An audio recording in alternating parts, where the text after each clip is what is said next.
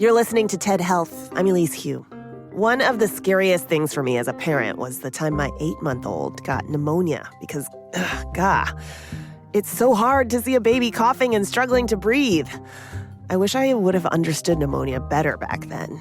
In today's lesson from TED Ed, educators Eve Gauss and Vanessa Ruiz shed light on this rather common respiratory illness and ways we can protect ourselves from the infection or fight it off.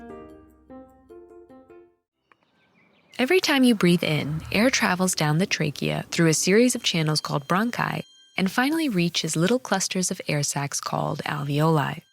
There are some 600 million alveoli in the lungs, adding up to a surface area of roughly 75 square meters, the size of a tennis court. These tiny sacs, only 1 cell thick, facilitate a crucial exchange, allowing oxygen from the air we breathe into the bloodstream and clearing out carbon dioxide. Pneumonia wreaks havoc on this exchange. Pneumonia is an infection of the alveoli that causes them to fill with fluid. There are many different kinds of pathogens that can cause pneumonia. The most common ones are viruses or bacteria. These microscopic invaders enter the body via droplets either in the air we breathe or when we touch our eyes, noses, or mouths after touching a contaminated surface. Then, they face the respiratory tract's first line of defense, the mucociliary escalator. The mucociliary escalator consists of mucus that traps invaders and tiny hairs called cilia that carry the mucus toward the mouth, where it can be coughed out. But some of these invaders may get past the mucociliary escalator into the lungs, where they meet the alveoli. Because alveoli serve as critical exchange points between the blood and air from the outside world, they have their own specialized types of white blood cells, or macrophages, which defend against foreign organisms by enveloping and eating them. When pathogens enter the lungs, the macrophages work to destroy them. The immune system releases additional white blood cells in the alveoli to help.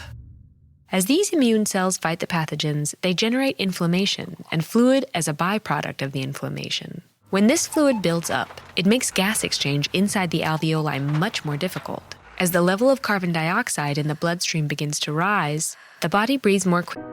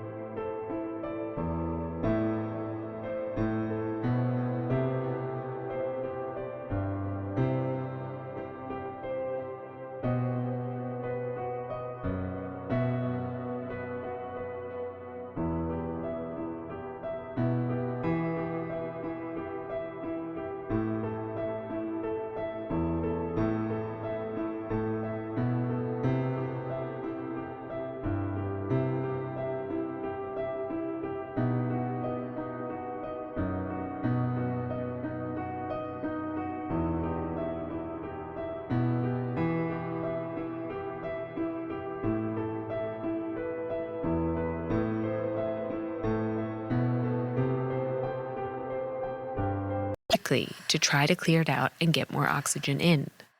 This rapid breathing is one of the most common symptoms of pneumonia. The body also tries to force the fluid out of the alveoli through coughing. Determining the cause of pneumonia can be difficult, but once it is established, doctors can prescribe antibiotics, which may include either antibacterial or antiviral treatments.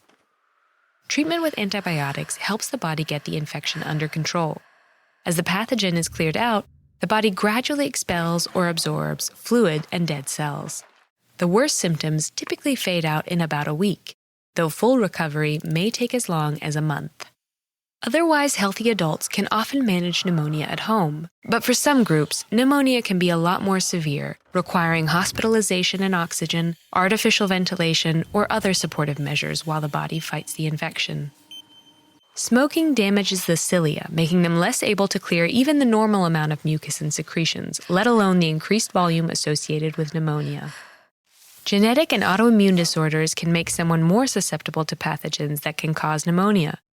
Young children and the elderly also have impaired clearance and weaker immune systems. And if someone has viral pneumonia, their risk of bacterial respiratory infection is higher. Many of the deaths from pneumonia are due to lack of access to healthcare. But sometimes, even with appropriate care, the body enters a sustained fight against the infection it can't maintain. activating inflammatory pathways throughout the body, not just in the lungs. This is actually a protective mechanism, but after too long in this state, organs start shutting down, causing shock and sometimes death. So how can we prevent pneumonia? Eating well and getting enough sleep and exercise helps your body fight off infections. Vaccines can protect against common pneumonia-causing pathogens, while washing your hands regularly helps prevent the spread of these pathogens and protect those most vulnerable to severe pneumonia.